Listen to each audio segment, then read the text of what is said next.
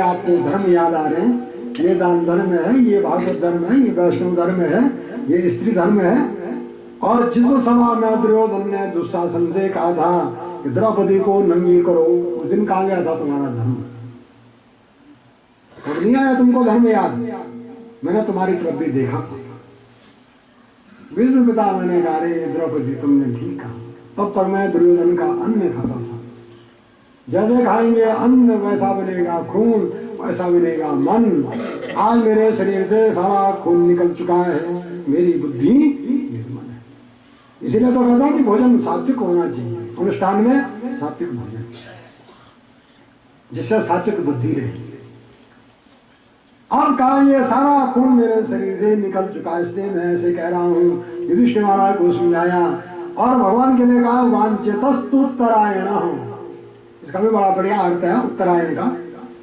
उत्तरायण में उत्तराया अयनम रक्षकम, उत्तरा के गर्भ की जिन्होंने रक्षा की है उसकी प्रतीक्षा, उनकी प्रतीक्षा में थे भीष्म पितामह। उत्तरायण केवल माँ का महीना नहीं, भगवान की प्रतीक्षा में। असली अर्थ तो ये है।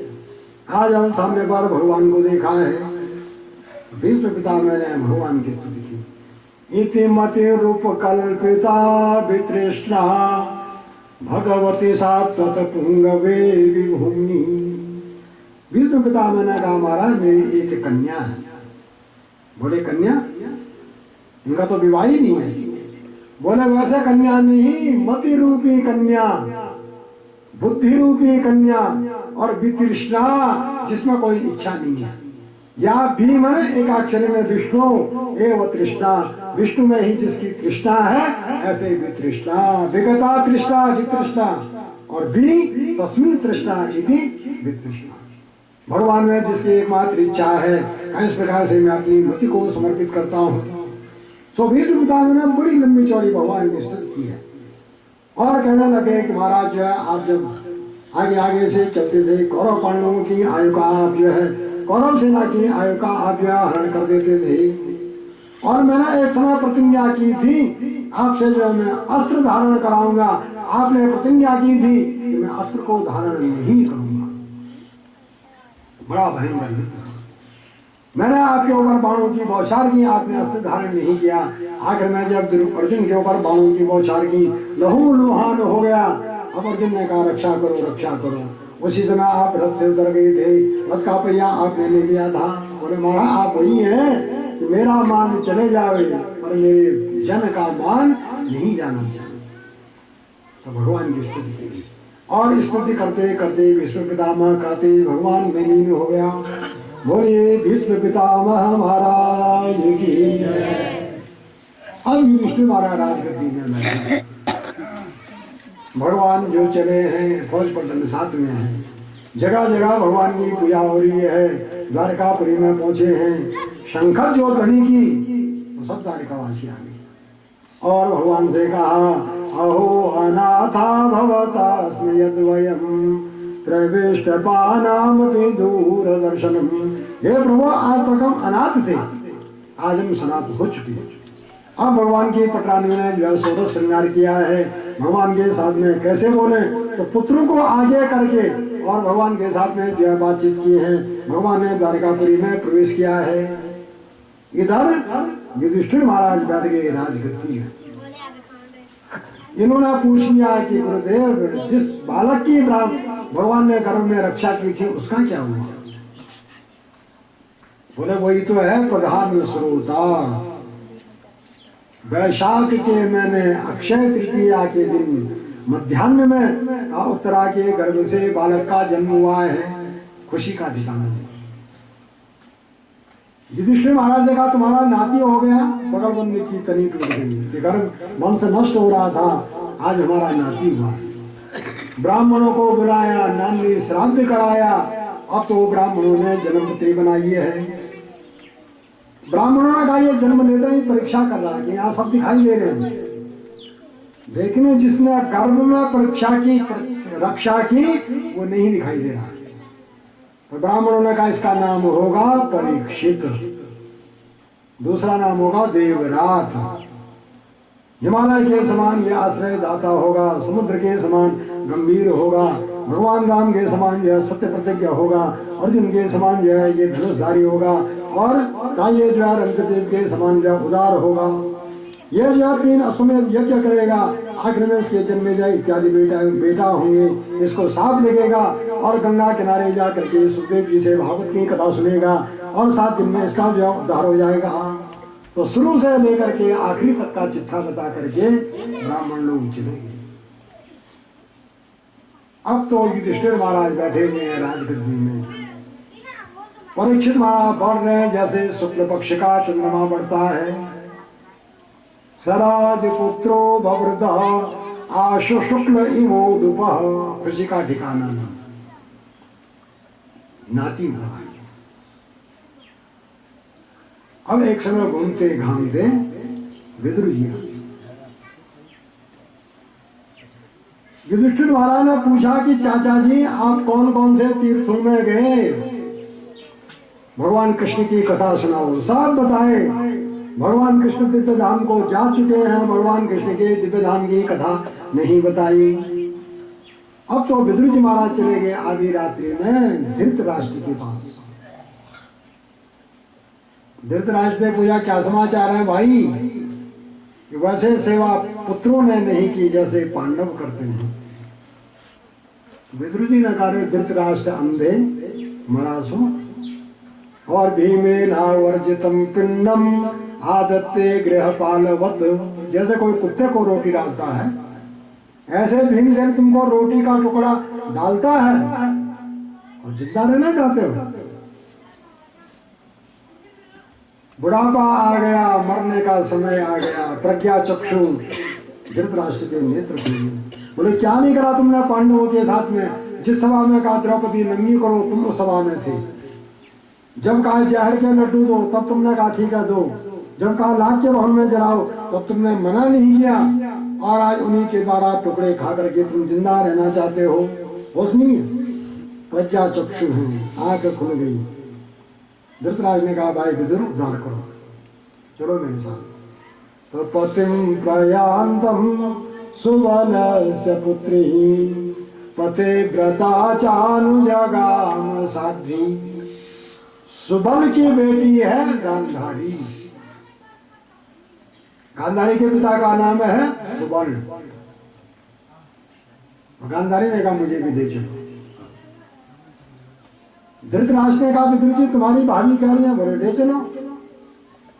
आधी रात्रि में धृतराष्ट्र को और गांधारी को लेकर के विदुर जी महाराज हरिद्वार में सप्त सरोवर में पहुंच गए हैं। इधर प्रातः काल होते युधिष्ठिर महाराज आए, संध्या वंदन किया। इनका नियम है अपने ताऊ जी को प्रणाम करना, ताई जी को प्रणाम करना, फिर राज दरबार में जाना। आज आए हैं तो देखा न ताऊ जी न ताई जी।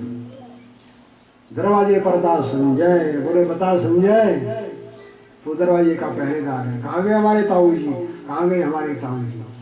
तो वो रोते हुए आंसू पहुंचते हुए कहता है नाहम भेद व्यवसितम पित्रोर्वः कुलनंदन गांधार्या वा महाबाहो मुसितोस्मि महात्मनि।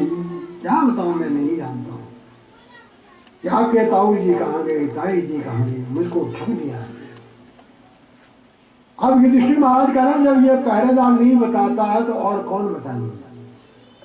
आगे राज दरबार में बैठ गए, बड़े उदास हैं। तब तक आकाश मार्ग से हरे गुण गाते, वीणा बजाते, प्रेम सरसाते, श्रीमन नारायण नारायण नारायण भजमन नारायण नारायण नारायण लक्ष्मी नारायण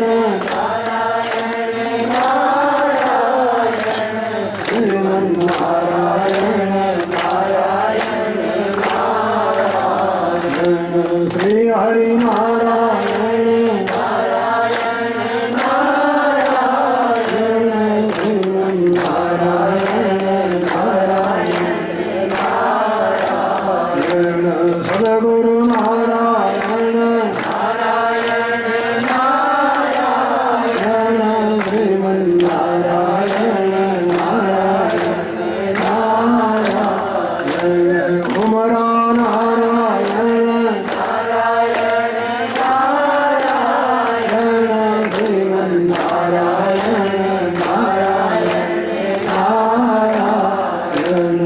लक्ष्मी नारायण नारायण नारायण श्रीमन नारायण नारायण नारायण। ऐसा कीर्तन करते हुए नारद जी आगे।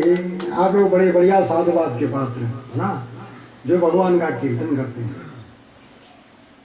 जीवा का काम क्या है? भगवान का नाम। बरहाइते ते नयने नराणा। नेत्रों का काम भगवान के दर्शन, संतों के दर्शन। और सबसे बढ़िया आँख किस पर बनी है? ये मोर पंख पर। देखो लो कितनी बढ़िया आँख। जिन नेत्रों ने भगवान के दर्शन नहीं किए वो बेकार। जिन कानों ने भगवान की कथा नहीं सुनी, अहि भवन समाना, वो तो सांप के जैसे बिने। जिस जीवा ने भगवान की कथा नहीं गाई, भगवान का नाम नहीं लिया, कहो दार दुर्केव मैंने की जैसी जीवा है। तो आप लोग बड़े भाग्यशाली, साथ में हम भी भाग्यशाली। तो बड़ो भागी अंगद हनुमाना, चरण कमल चापत विधिनाना। श्री राम जय राम जय राम, श्री राम जय राम जय राम, श्री राम जय राम जय राम, श्री राम जय राम जय राम। इसलिए सत्संग में जाना पड़ता है कि भगवान का नाम निकले। घर में बड़ा मुश्किल होता है। हमने सोचा मैं घर में बैठ के कथा सुनाऊं, बड़ा मुश्किल। सत्संग में जाते हैं, कथा सुनते हैं, सुनाते हैं। इसीलिए कहते हैं कि बिनु सत्संग विवेक न होई। आगे बड़ी बढ़िया बात है। राम कृपा बिनु सुलभ न सोई, बिनु सत्संग विवेक न होई। राम कृपा बिनु सुलभ न सोई। श्री राम जय राम जय राम, श्री राम जय राम जय राम, श्री राम जय राम जय राम, श्री राम जय राम जय राम। बोली हनुमान जी महाराज की जय। कथा कहाँ चल रही है? ये तो हमको हनुमान जी को प्रसन्न करना है। बड़ी बढ़िया बढ़िया हवा चल रही थी, तो हमने कहा क्यों ना हनुमान जी को नाम सुनाया जाए। पवन तनय संकट हरण। कई बार हमने कथा में प्रत्यक्ष चमत्कार देखा। क्या बढ़िया बढ़िया मंद मंद हवा चलने लग जाते हैं, तो हमें तुरंत याद आता है कि हनुमान जी क्या बढ़िया काम करते हैं कि अष्ट सिद्धि नवनिधि के दाता, असवर तीन ज्ञान की आठ सिद्धि देने वाले नवनिधि। और सीता जी ने वरदान दिया है, तो किसी को सिद्धि चाहिए, निधि चाहिए, तो हनुमान जी को पकड़ ले, वही कल्याण करते हैं और वही भगवान की कथा भी सुना देते हैं। वो दे हनुमान जी महाराज की। कथा पर आ जाओ। कथा को याद रखना बड़ा मुश्किल काम। हाँ, आप लोगों को तो याद होगा। कई जगह जोईराम सोपड़ा साहब, पर मुझे को याद दिलानी पड़ती है कहाँ कथा चल रही है। ये तो हमें कमी है। संसार की बात हमको बड़ी याद। हाँ, किसी ने 10 साल पहले कुछ कहा होगा, अरे उसने मुझे ये कहा था। और भगवान की कथा यहाँ तो बढ़िया लोग हैं याद। कथा कहाँ चल रही है? युधिष्ठिर महाराज बैठे राजगद्दी में, बड़े उदास, कीर्तन करते हुए नारद जी आ गए। जो काम किसी से न बने वो संत के द्वारा बन जाता है।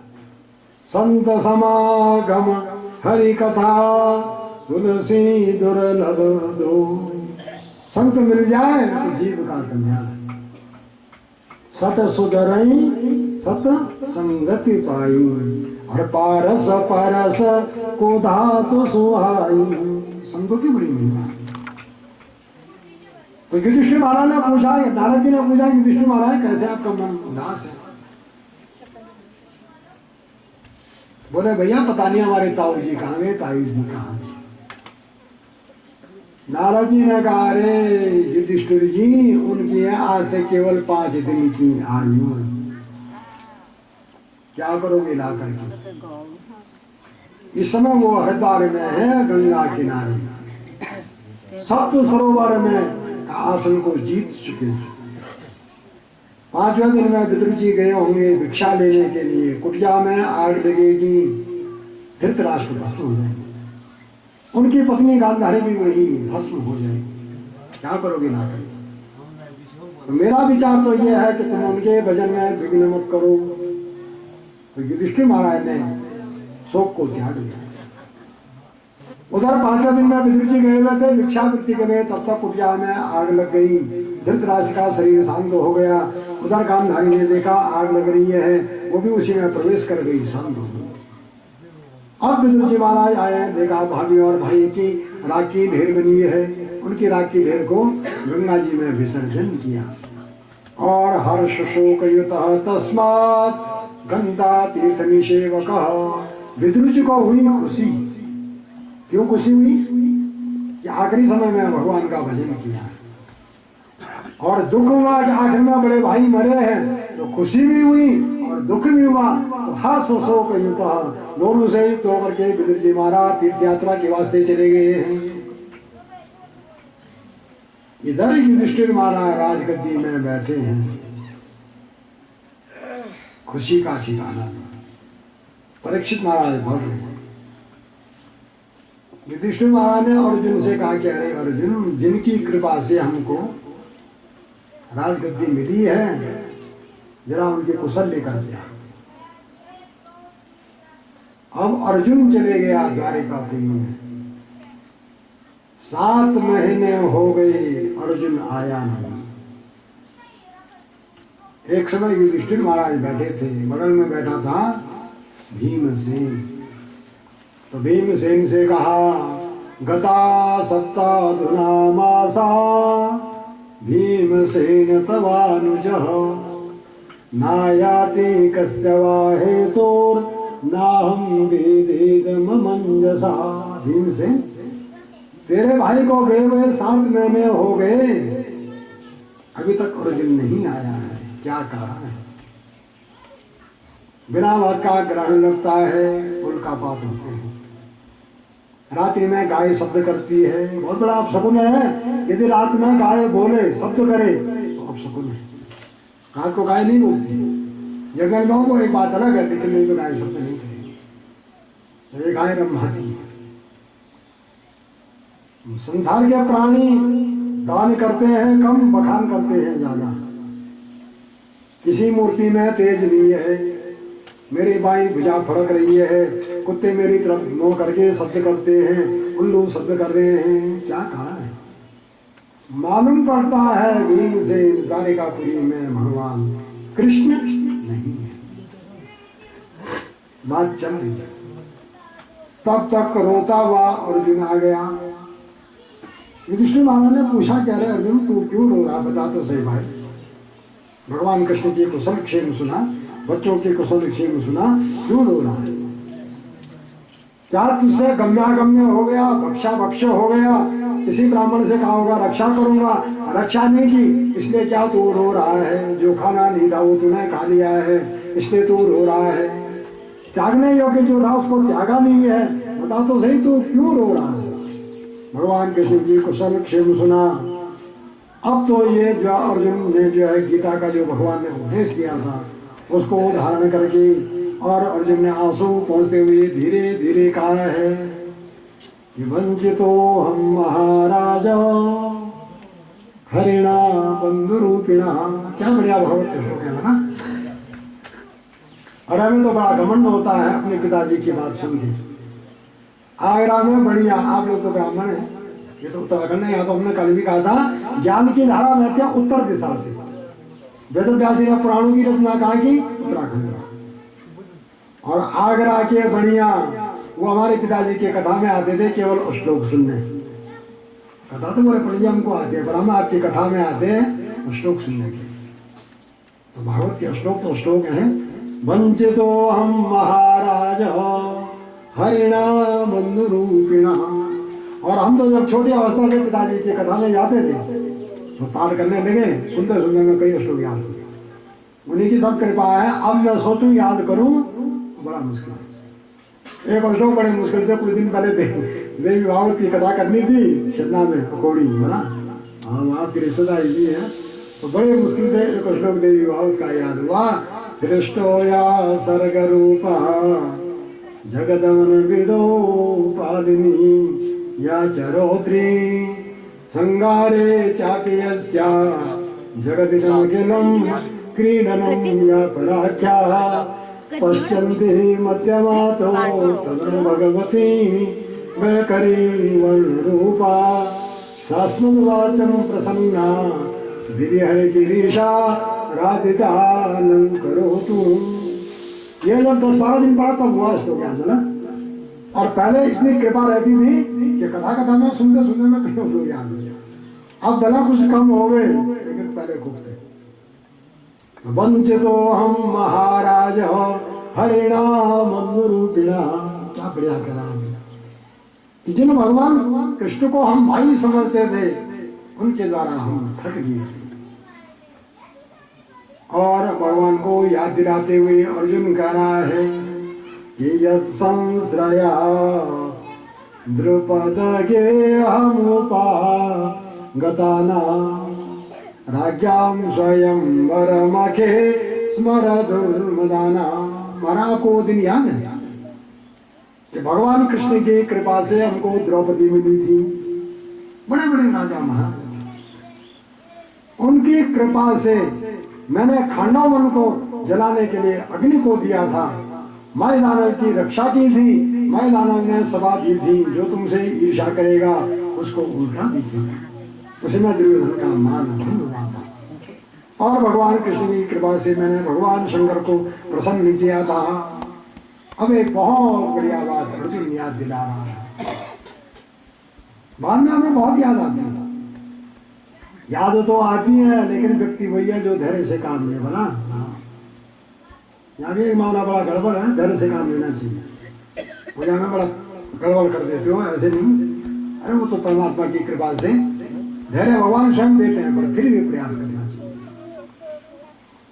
अर्जुन क्या भगवान को याद दिला रहा है? युधिष्ठिर महाराज से कहा आपको वो दिन याद है कि यो नो जुगोपवन मेत्य दुरंत कृच्छा दुर्वाससोरिवेता दयुताग्रभुग्यः शाकानशिष्टमुपभुञ्ज यतस्त्रिलोकीं तृप्ता ममस्तसलिले विनिमग्नसंगः। क्या बढ़िया अर्जुन ने याद दिलाई। एक समय दुर्वासा गए दुर्योधन के पास। दुर्वासा जी ने कहा मैं जाऊं, दुर्योधन ने कहा नहीं कल परसों। जाने का नाम नहीं। दुर्वासा जी ने कहा क्या करें, तो जाने नहीं देता है। दुर्वासा जी ने कहा रे दुर्योधन तू वरदान मांग ले। इसलिए कर रहा था दुर्योधन सेवा। दुर्योधन ने कहा आपने जैसे हमारे ऊपर कृपा की ऐसे आपके साथ में है 10,000 जीरा। एकादशी का व्रत करना और द्वादशी के दिन मध्याह्न में जंगल में हमारे भाई रहते हैं पांडव, उनके पास में भोजन करने के लिए चले जाना। मैं ये चाहता हूं जैसे आपने हमारे ऊपर कृपा की ऐसे उनके ऊपर भी कृपा करना। दुर्योधन के मन में क्या भावना है कि 10,000 इनके साथ में चेला है, दुर्वासा को भोजन करा नहीं पाएंगे। दुर्वासा साफ दे देंगे, पांडव वही मर जाएंगे, घर बैठे बैठे मेरा काम। और दुर्वासा ने कहा ये कैसा बढ़िया आदमी है कि ब्राह्मणों को भाई के पास भेजना है। दुर्वासा जी ने कहा मैं जरूर जाऊंगा। एकादशी का व्रत किया और द्वादशी के दिन मध्याह्न में हर हर महादेव करके पहुंच गए। जिस गुफा में पांडव थे द्रौपदी रहती थी। युधिष्ठिर पांडव बाहर आए, द्रौपदी साथ में आई, प्रणाम करा। युधिष्ठिर महाराज ने देखा घर में कुछ नहीं है, झूठ मूठ भी कहते अरे साहब चाय पानी। कई बार ये होता दूध नहीं है तो मेरे साथ चाय। युधिष्ठिर महाराज ने कहा कि ब्राह्मण देवताओं, दुर्वासा जी भोजन।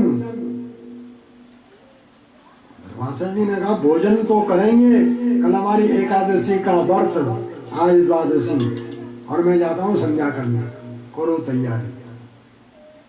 अकेला नहीं हूँ, मेरे साथ में 10,000 चेला है। अब दुर्वासा चले गए 10,000 के साथ में संध्या करने। उधर द्रौपदी कह रहे हैं आज तक तो बच गए, लेकिन आज नहीं बचेंगे। बड़ा मुश्किल काम।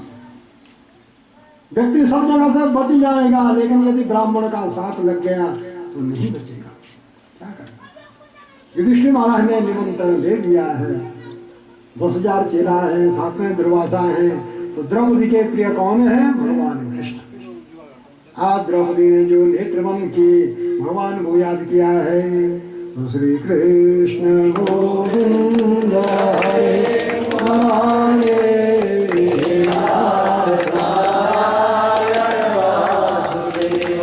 श्री कृष्ण गोविंद हरे हरे,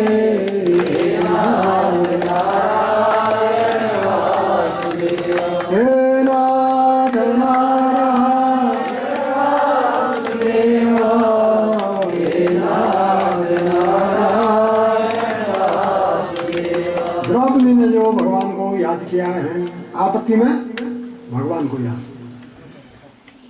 अरे हमारे ऊपर कभी कष्ट आता तो सीधे मुख से क्या शब्द निकलता? पुराना हे बुए, वही तो कहते थे पहले।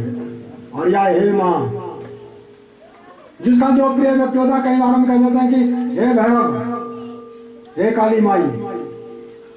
जिसका जो प्रिय होता है वो उसको कष्ट में याद करता है, बिना सोचे समझे मुख से नाम निकलता है हे माँ, को सोचना नहीं पड़ता। तो द्रौपदी के प्रिय कौन है? भगवान कृष्ण। आज द्रौपदी ने भगवान को जो याद करा है, मध्याह्न का समय भगवान बैठे हुए हैं, चारों तरफ से आठ प्रकार भक्ष्य भोज्य पदार्थ रखा है। भगवान ने कहा अरे आज ये मेरे भाग्य में नहीं है। बोले क्यों? कि जंगल में ब्राह्मण भूखे रहे और मैं यहाँ भोजन करूं। तो भगवान नंगे पैर धर्म दिए। अब जो भगवान ने अपना नाम सुना, द्रौपदी का एक नाम था कृष्णा। आज भगवान ने जो आवाज लगाई कृष्णा, तो द्रौपदी ने जो अपना नाम सुना तो द्रौपदी महारानी। ये नियम है। कोई बहन ससुराल में हो और उसका भाई आ जाए तो बहन सब काम छोड़ करके भाई से मिलने के लिए जाती है। सो द्रौपदी मिलने के लिए आती है। भगवान ने कहा रे द्रौपदी जरा समय का ध्यान रखा था, मुझे बड़ी जोर की भूख लगी है। सुबह कुछ नहीं मिला, दिन में भोजन का समय था, तुमने याद कर लिया है, पेट में चूहे डोल रहे हैं, कुछ तो दे खाने को। द्रौपदी ने कहा महाराज ये तो पटे पर नमक लगाना है, मेरे पास कुछ होता तो मैं क्या आपको याद करती। भगवान ने कहा तू कैसी बहन है? ससुराल में कोई बढ़िया चीज आती है तो बहन छिपा देती है, बोले अपने भाई को दूंगी। दयाया भगिनी मूर्ति, दया की मूर्ति है बहन, और तू कैसी बहन? युधिष्ठिर महाराज ने कहा द्रौपदी कुछ तो दे दे। आज द्रौपदी ने देखा क्या करें। द्रौपदी को सूर्य भगवान ने एक पतीली बटलोई दी थी कि जब तक द्रौपदी भोजन नहीं करेगी जितने आएंगे पेट भर जाएगा। आज पत्तों का साग बनाया था, द्रौपदी भी भोजन कर चुकी है। अंदर गई, पतली धो करके उल्टी रखी थी, सो सीधा किया तो देखा एक पत्ता लगा है भगवान के पास में। बोले श्याम सुंदर और तो कुछ नहीं है, लेकिन मेरे पास एक ही ये पत्ता है। भगवान के जो हाथ में दिया, भगवान ने कहा रे बहन द्रौपदी, इस पत्ते के द्वारा मेरा पेट तो क्या सारे विश्व का पेट भर जाएगा। तो पत्ता लेते ही संकल्प किया, पेट में जो हाथ गिरा तो भगवान को डकार आ गई। भगवान ने कहा बहन ऐसा भोजन न तो कभी यशोदा मैया ने कराया, न जो है देवकी जी ने कराया, न आठ पटरानियों ने कराया, जैसा भोजन तुमने कराया है। उधर दुर्वासा चेला सब संध्या कर रहे थे। जिसकी जो खाने की इच्छा वैसे बास आने लगी। खट्टे खट्टे डकार पेट फूल गए। अब ब्राह्मणों को लग गई दस्त। हाँ बना। अब ब्राह्मणों का काम क्या, चढ़ाया जनेऊ और लिया लोटा बाहर मैदान। जा रहे हैं आ रहे हैं, जा रहे हैं आ रहे हैं। दुर्वासा जी के पास में आए, बोले गुरु जी भोजन की बिल्कुल इच्छा नहीं। बोले इच्छा नहीं है तो निमंत्रण क्यों लिया? बोले पहले तो भूख लगी थी, अब बिल्कुल इच्छा नहीं था, पता नहीं अब क्या हो गया। अरे बोले निमंत्रण क्यों लिया? बोले तब तो बड़ी जोर की भूख लगी थी, अब तो दस्तों पर दस्त लगे हैं, खाने का नाम लेते ही बास आ रही है, उल्टी हो रही है, दस्त लगे हैं, तो कृपा करो। दरवाजा जी लगा, दशा तो मेरी भी यही है, मैं भी 2-4 बार चले गया, फिर जाने की तैयारी है। तो बचने का एक ही साधन है कि यहाँ से सीताराम सीताराम जय सीताराम जय राधे श्याम राधे श्याम राधे श्याम जय राधे श्याम जय सीताराम सीताराम सीताराम जय सीताराम जय राधे श्याम राधे श्याम राधे श्याम जय राधे श्याम। उसी बात को आज अर्जुन याद दिला रहा। बोले मारा वो याद है उस दिन दुर्वासा बड़े बड़े आशीर्वाद दे करके चले गए थे, नहीं तो साफ दे करके भस्म हुए। वही अर्जुन याद दिला रहा है। यो नो जुगोपवन मेत्य दुरंत कृच्छ्रा दुर्वाससोरिवेता दयुताग्रभुक्यः शाकानशिष्टमुपभुञ्ज यतस्त्रिलोकीं कृताममतु सलिले विनिमग्न सिंहः। क्या बढ़िया श्लोक है ना। और आज जब मैं आ रहा था रास्ते में मुझे बिल्लू ने लूटा, सब लड़ मर के ये समाप्त हो चुके हैं।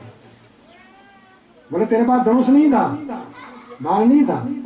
अर्जुन कह रहा है कि तद वै धनुष ईशावः सरथो हयास्ते सोहम रथे निर्पतयो यथा आनमन्ति। वही मैं अर्जुन, वही धनुष। और भगवान कृष्ण के बिना सब बेकार है। अरे यही शरीर है, जब तक बोलना तब तक बढ़िया कीमत, और बोलना छोड़ दोगे तो कहेंगे अरे जल्दी ठोको पटासो। तो कहा भगवान अपने दिव्य धाम के वास्ते जा चुके हैं, मुझे रास्ते में भीलू ने लूटा है। अब तो कह रहे हैं ये सूर्य महाराज सनकादि से कि परीक्षित महाराज को हस्तिनापुर की गद्दी, और भगवान के परनाती बद्रीनाथ को मथुरा की गद्दी पर बैठाल करके पांडव लोग स्वर्गारोहण के वास्ते चले हैं। आगे आगे युधिष्ठिर महाराज, पीछे नहीं देखते। पर्व में जो चले तो सबसे पहले द्रौपदी का शरीर गिरा। भीमसेन ने पूछा महाराज ये द्रौपदी क्यों मर रही है?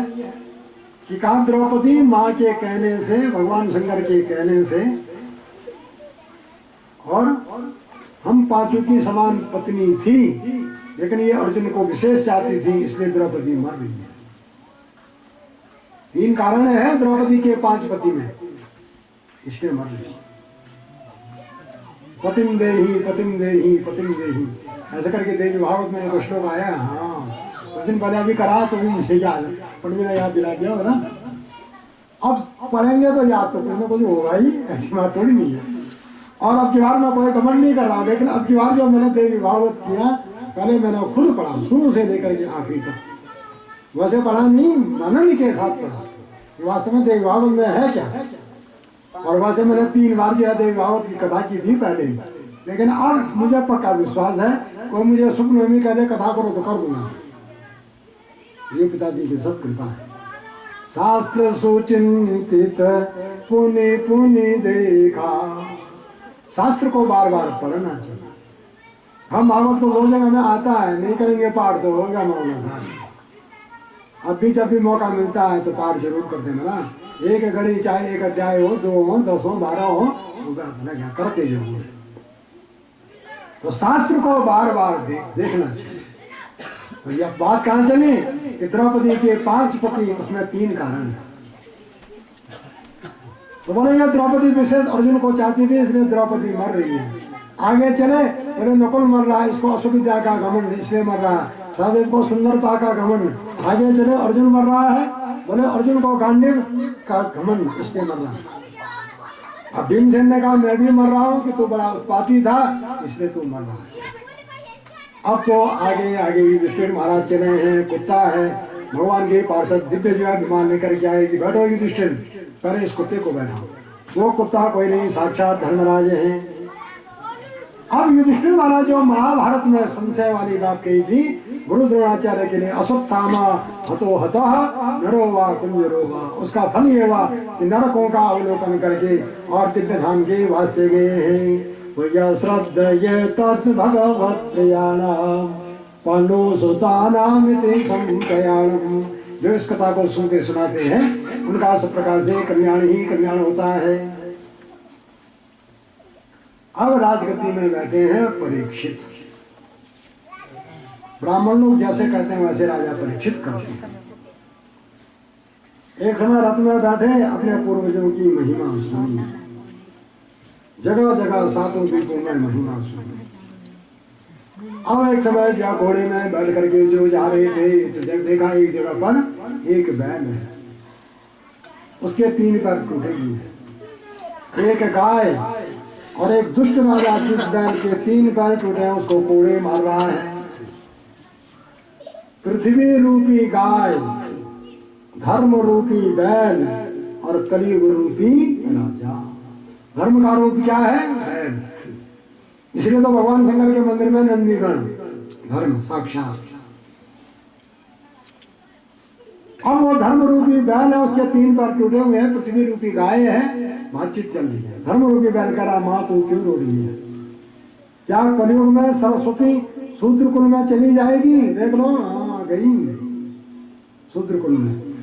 आजकल कथावाचक जाति को जाति भाई सब उल्टा, जिसको देखो सब कथा वाचने लगे। यहाँ तो ठीक है, पर नीचे टीवी में देखो पता नहीं कौन है क्या है, बड़े बढ़िया कथा वाचता था। सरस्वती जाएगी शूद्रकुल में। अभी तो कलयुग के 5000 वर्ष में 4,32,000 वर्ष है, सब लोग आप जानते हो। क्या तू इसलिए रो रही है? गायों की रक्षा नहीं करेंगे, ब्राह्मण की रक्षा नहीं होगी, स्त्री की माता पिता की रक्षा नहीं करेंगे, इसलिए ये तो उत्तराखंड में यहाँ तो बढ़िया है, ये कोई वृद्धाश्रम नहीं है बोला। और बम्बई की बात करें तो कई वृद्धाश्रम, नीचे कई वृद्धाश्रम में माता पिता की सेवा नहीं करते, बोले वृद्धाश्रम अलग से खोल रखा। संत महात्मा बढ़िया कहता, पहले तो हमने सुने थे 4 आश्रम और अब 5वां आश्रम है वृद्धाश्रम, है ना।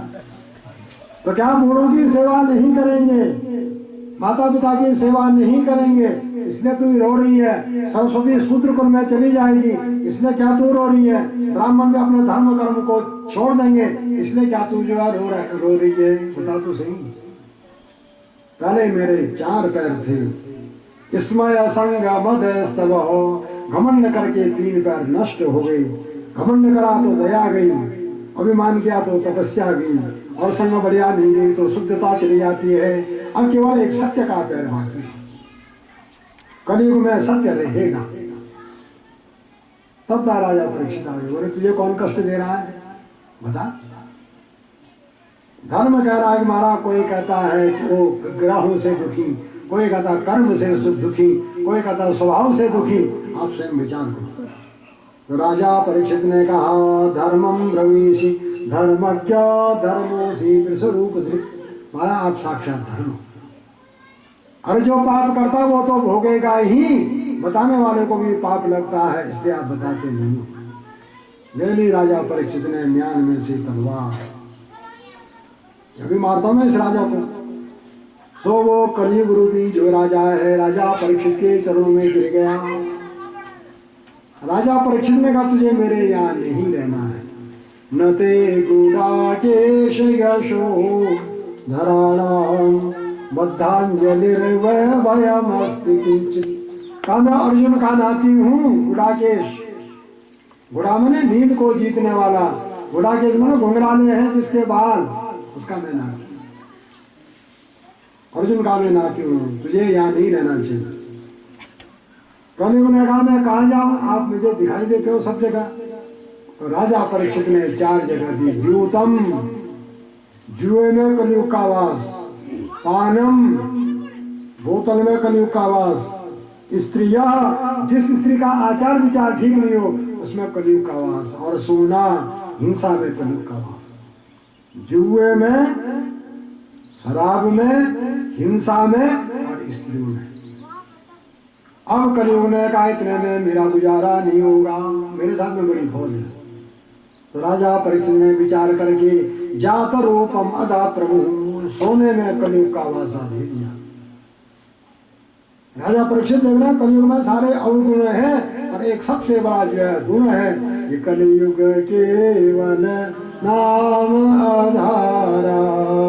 श्री राम जय राम जय जय राम, श्री राम जय राम जय जय राम, श्री राम जय राम जय जय राम, श्री राम जय राम जय जय राम। राजा परीक्षित सारंगा एवं सारभूषण कलियुग को देगी सोने में जगह। अब तो कलियुग प्रसन्न हो गया, कोई अंगूठी में पहनेगा, कोई नाक में, कोई गले में, कोई घर में। पहुंच जाऊंगा मैं घर का। 5 जगह कलियुग को रहने के लिए दे दी, प्रसन्न हो गया। अब राजा परीक्षित घर में आए। राजा परीक्षित से युधिष्ठिर महाराज ने कहा था कि सबके मुकुट पहनना, लेकिन जरासंध का मुकुट मत पहनना। क्यों? अन्यायो पार्जितम वित्तम 10 वर्षाणि तिष्ठति। अन्याय से कमाया हुआ ये धन है, इसको मत करो। धन खूब कमाओ, लेकिन न्याय से, विधि पूर्वक, अन्याय से नहीं। तो 10 वर्ष लग दिखेगी, चकाचक 11वें वर्ष सब छोकरा साहब। जरासंध का मुकुट मत पहनना, और होनी को कोई टाल नहीं सकता है। तुलसी जैसी भव्यता तैसी मिली सहाय, आप न आवे ताई पर ताई तहाँ ले जाए। होनी को कोई टाल नहीं सकता। आज परीक्षित महाराज ने पहन लिया जरासंध का मुकुट और घोड़े में बैठ करके शिकार खेलने के लिए गया है। कलियुग बैठ गया। समीक ऋषि के आश्रम में पहुंच गए। समीक ऋषि भजन में बैठे हैं, समाधि में हैं। अभूतपूर्व सहसा बड़ी जोर की भूख लग गई, प्यास लग गई। समीक ऋषि ने कहा पानी पानी। राजा परीक्षित ने के मन में पाप आ गया हो ना, इन्होंने मुझे देख करके नकली समाधि लगाई होगी। राजा कहेगा हमारे यहाँ बड़े तपस्वी ब्राह्मण है। नकली व्यक्ति कभी किसी का बुरा नहीं करता है, कर ही नहीं सकता है। और असली आदमी कभी किसी का बुरा नहीं सोचता है। राजा परीक्षित को जो भूख लगी, प्यास लगी, जलाशय